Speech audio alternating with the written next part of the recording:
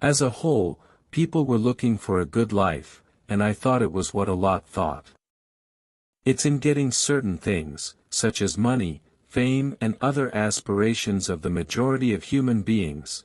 I sought it, and I found myself young in a celebrity environment through radio and television.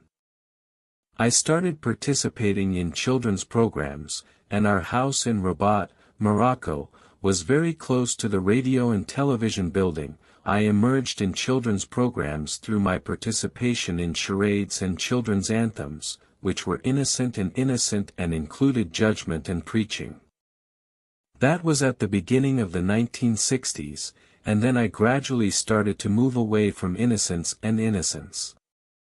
When we used young children to engage older adults in recording songs on radio, television and theaters.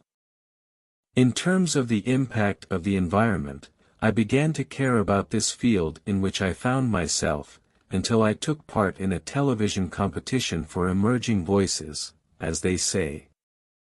This was through a show broadcast live called Comus Luck. Then I had entries through other TV shows and I'm a student following my studies.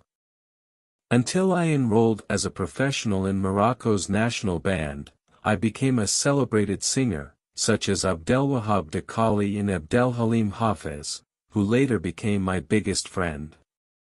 At the same time, I was participating in the national radio cast until it emerged in the field of representation and I was playing major roles. Then I started preparing and presenting radio and television shows, which became one of the most popular and successful programs in the audience. In addition, I was providing radio and television newsletters with other activities in the field of media such as writing, salt, radio directing, etc. All this was in search of happiness that I did not find in that field full of worries, problems and hatred. Even though my relationships were good with everyone, I loved all my colleagues and loved me, except those who envied me for the success I had, in their eyes. In the society in which I lived, I was distinguished by the fact that I had strong friendships and relations with senior officials of the Moroccan government, where among my friends was the then Prime Minister of Morocco, Mufti Bouabid God's Mercy, who we used to exchange visits almost daily, and they called it in Morocco, First Minister, which made me become familiar with the lives of top officials and most famous artists, most of whom had been deprived of the happiness I was looking for, so I began to wonder, what was happiness? And who are happy? At a time when many people thought we lived happily envious, newspapers and magazines were writing about me. My activities are constantly being interviewed occasionally, until one day I was asked a question in an interview by a journalist who was following my news with great interest and his name. The question was, does the name match? That is, are you happy in your artistic and private life? My answer was, I'm SP, Quest, and I'm still missing D and I'm looking for him, and when I find him, I'll tell you. It was 1974.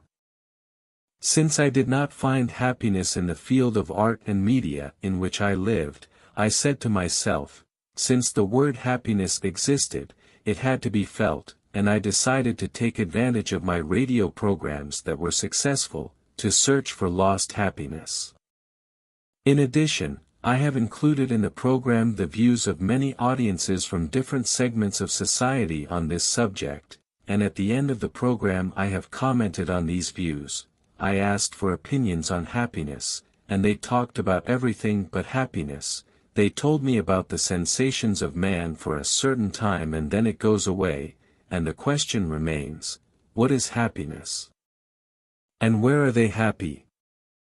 After this, I said to myself, perhaps my choice was made only by the siblings who had seen their views and theories, so I decided to give way to all listeners on a live radio show, to express their views on happiness.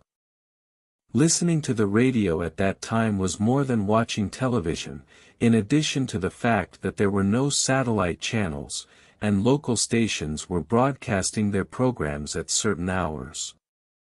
I received listeners' views on happiness, and I found them in different words, and I said at the end of the live program what I had said in the past episodes.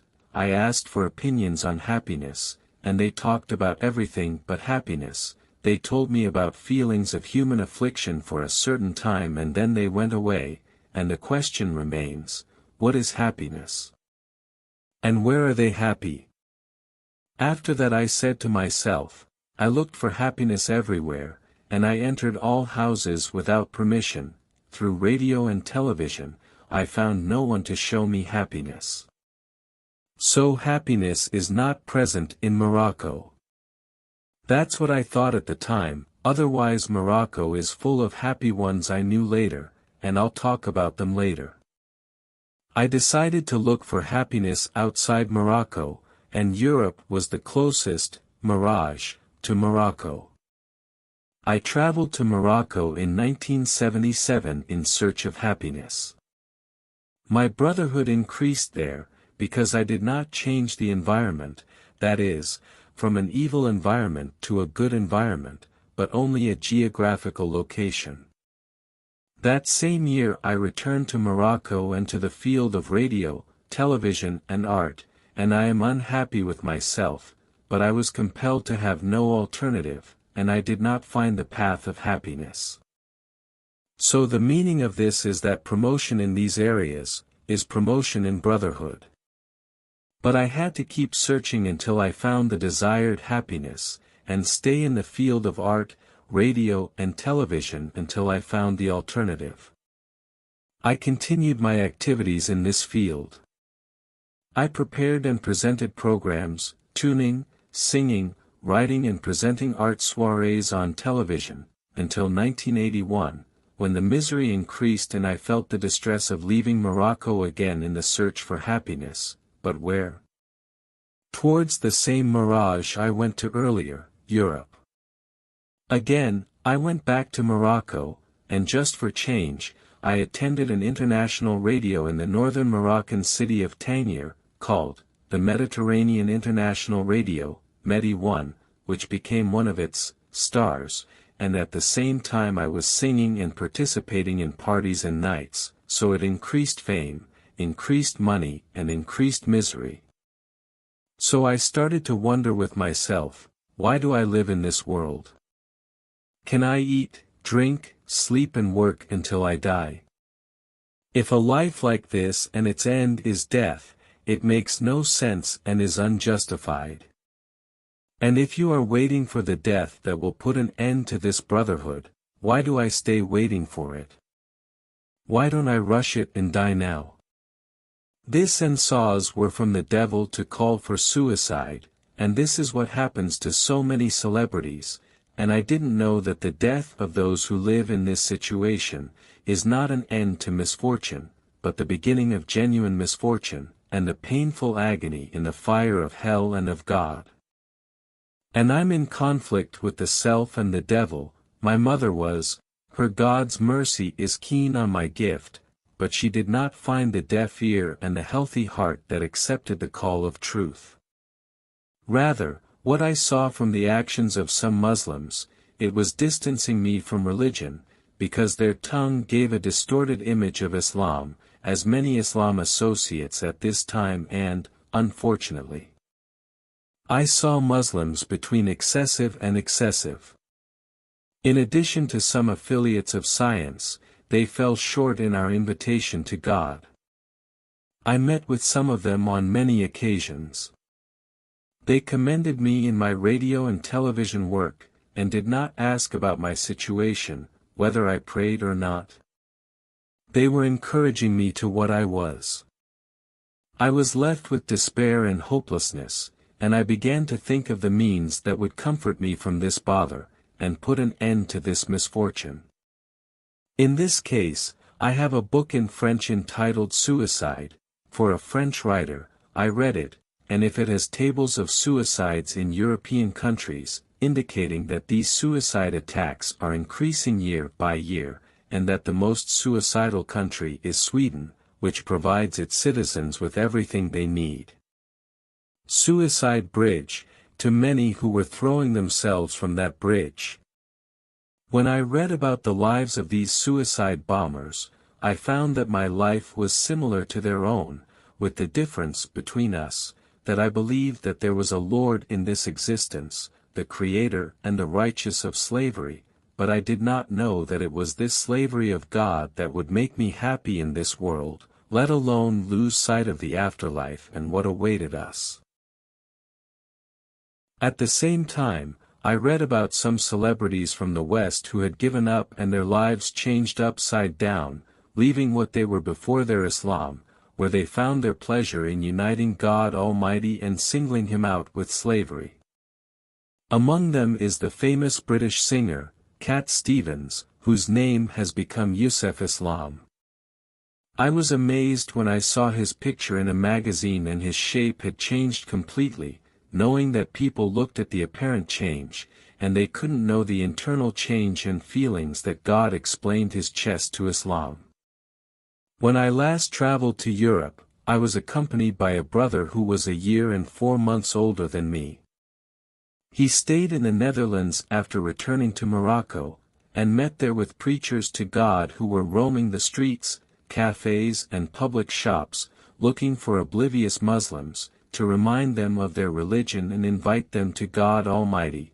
They were influenced by their words, their companion to the mosque where they were holding lessons and seminars. He stayed with them until his life changed, and I was informed that my brother had gone crazy and released his beard and had become a member of a dangerous organization, the same rumors that call anyone who adheres to God's religion it is God's year in the universe, that anyone who wants to enter the coterie of the faithful shall be harmed. 1. I think people should be left to stay safe and not be mesmerized. 2. Spider. 2.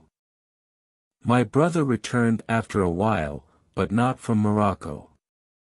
And his religion was improved and created, and after a hard effort by my brother and the preachers to God whose hands my brother's gift was and my mother's effort and prayer, her God's mercy explained to God my breast and I resolved to quit what I was. I regretted the excess of God's side, and I resolved not to go back to that.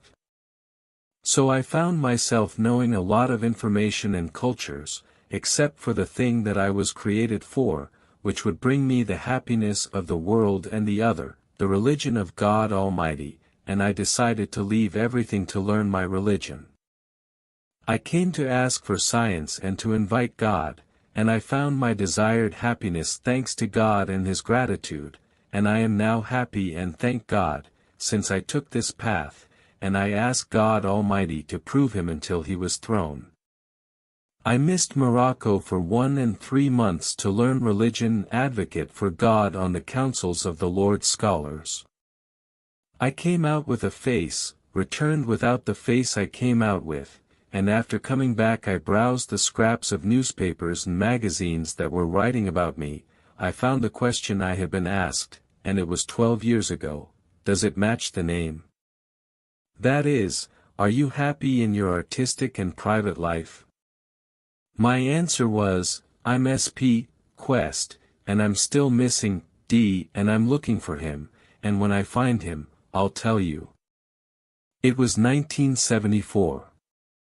I sent a letter to the journalist who had asked me the question. I asked me in a dialogue with the Backstage newspaper on the date of the question.